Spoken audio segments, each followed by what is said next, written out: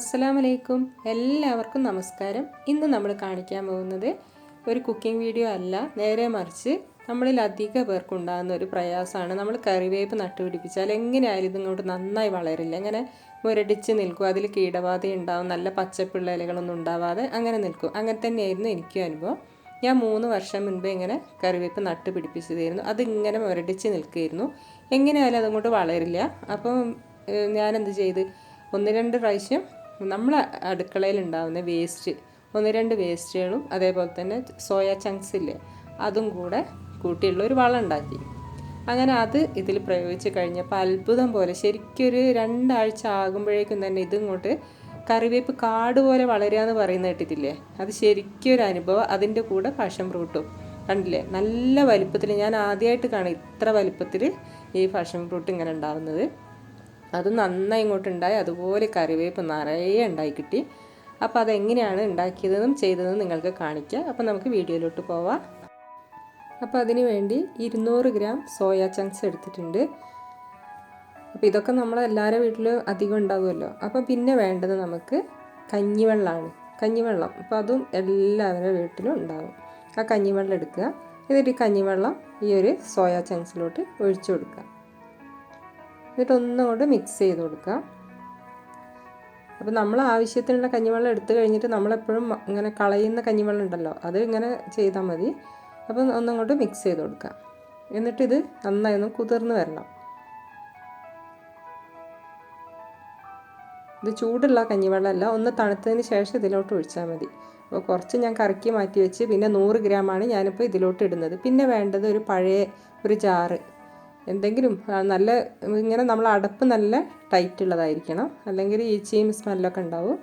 എന്നിട്ട് അതിലോട്ട് ഈ സോയ ചങ്ക്സ് ഇട്ട് കൊടുക്കുക. പിന്നെ വേണ്ടത് നമ്മൾ അടുക്കളയിലൊക്കെ എല്ലാവരും അടുക്കളയിലും ഉണ്ടാകുന്ന ഒരു സംഗതിയാണ് ഈ ഉള്ളിത്തൊലി.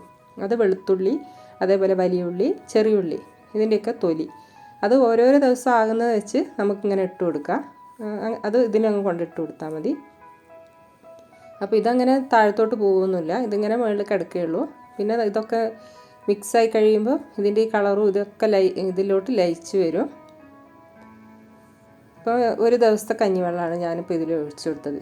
അപ്പോൾ നമ്മൾ ചെയ്യേണ്ടത് ഓരോരോ ദിവസം നമുക്കിങ്ങനെ കഞ്ഞിവെള്ളം ഉണ്ടാവുമല്ലോ, അതിങ്ങനെ ഇതിലോട്ട് ഒഴിച്ചു കൊടുക്കുക. തണുത്തതിന് ശേഷം ഒഴിച്ചു കൊടുക്കുക, പുളിച്ച് കിട്ടും അപ്പോഴേക്കും.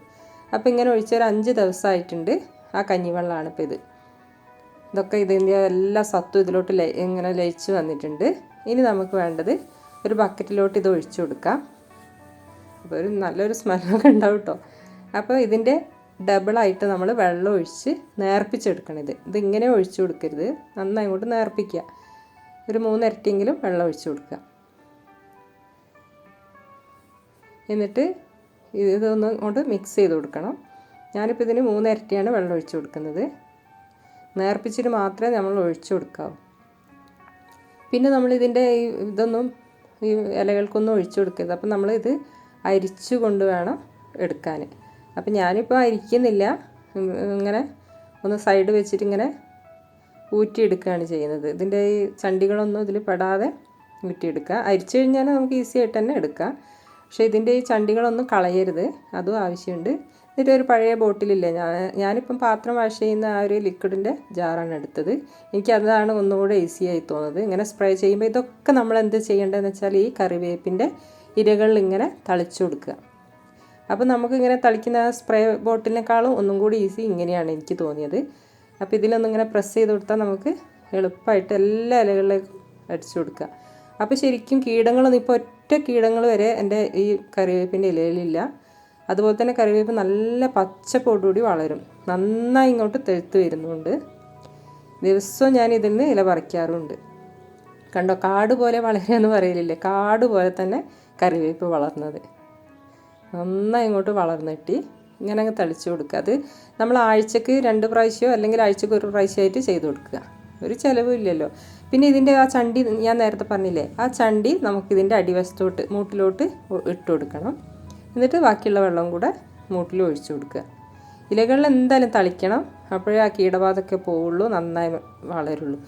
അതുപോലെ തന്നെ ഞാനപ്പോൾ ആ പാഷൻ ഫ്രൂട്ടിൻ്റെ ചോടയും ഒഴിച്ചു കൊടുക്കാറുണ്ട്. അതുകൊണ്ട് തന്നെ ഇത് നന്നായി ഇങ്ങോട്ട് ഉണ്ടാവുകയും ചെയ്തിട്ടുണ്ട്. അതും നല്ല വലിപ്പത്തിൽ തന്നെ. കുറേ ഞങ്ങളിതിൽ പറിച്ചു, ഇതൊക്കെ ഇളയതാണ്. അപ്പോൾ ഉണ്ടാവും തന്നെ ഉണ്ടോ, നല്ല വലിപ്പത്തിൽ ഇഷ്ടം പോലെ ഉണ്ടായിട്ടുണ്ട്. എല്ലാത്തിനും ഇത് തന്നെ മതി തോന്നി, ഈ വളം തന്നെ. അപ്പോൾ ഇതിന് രണ്ടാണ് ഇപ്പോൾ ഞാൻ നോക്കുന്നത്. ഇനി അധികം കുറേ സംഗതികൾ നട്ട് പിടിപ്പിക്കണം. കണ്ടോ, ഞങ്ങൾ കുറേ പറിച്ച് കഴിക്കുകയൊക്കെ ചെയ്ത് ഇതൊക്കെ ഒരുവിധം മൂത്തതാണ്. അപ്പോൾ നമ്മളിങ്ങനെ നട്ട് പിടിപ്പിച്ച് ഉണ്ടായി കഴിയുമ്പോൾ അത് ഭയങ്കര സന്തോഷമല്ലേ. വലിയ പ്രയാസമൊന്നുമില്ല. നമ്മളെ ഈ കിച്ചണിലുണ്ടാകുന്ന വേസ്റ്റ് മാത്രം മതി ഇതൊക്കെ ഉണ്ടാകാൻ. നമുക്ക് ഡെയിലി കറിവേപ്പൊക്കെ പറിച്ച്, ഇപ്പം ഞാൻ ഡെയിലി ഇതിൽ നിന്ന് തന്നെയാണ് ഉപയോഗിക്കാറ്, കടകളിൽ നിന്നൊന്നും വാങ്ങിക്കാറില്ല. അപ്പോൾ നിങ്ങളെല്ലാവരും ഇതൊന്ന് ട്രൈ ചെയ്ത് നോക്കുക. വീഡിയോ ഇഷ്ടമായെങ്കിൽ ലൈക്ക് ചെയ്യുക, ഷെയർ ചെയ്യുക, സബ്സ്ക്രൈബ് ചെയ്യുക. താങ്ക്